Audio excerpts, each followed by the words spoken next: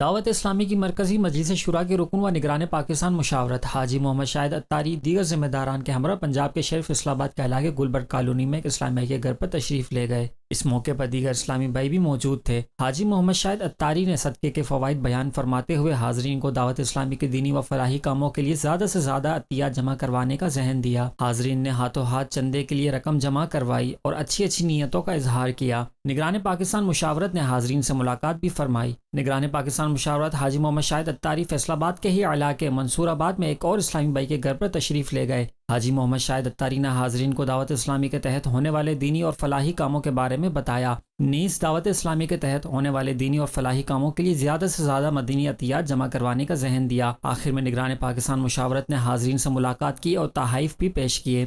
حاجی محمد شاہد اتاری نے فیصل آباد کے ایک اور علاقے آفیسرز کالونی میں ایک شخصیت کے گھر پر بھی تشریف لے گئے۔ اس موقع پر دیگر شعبہ جات سے وابستہ اسلامی بھائی بھی موجود تھے۔ حاجی محمد شاہد اتاری نے روزوں کے بارے میں مدنی پھول ارشاد فرمائے۔ نگران پاکستان مشاورت حاجی محمد شاہد اتاری نے دعوت اسلامی کی IT مجلس کی طرف سے سحری اور افطاری کے ٹائم کے لیے جاری کردہ ایپ کا تعارف بھی پیش کیا۔ اس مدنی حلقے میں مبلغ دعوت اسلامی نے فیضان آن لائن اکیڈمی کا تعارف کرواتے ہوئے بتایا کہ دعوت اسلامی کس طرح دین متین کی تبلیغ کا کام کر رہی ہے اور ہم گھر بیٹھ کر کس طرح دین کی تعلیم حاصل کر سکتے ہیں۔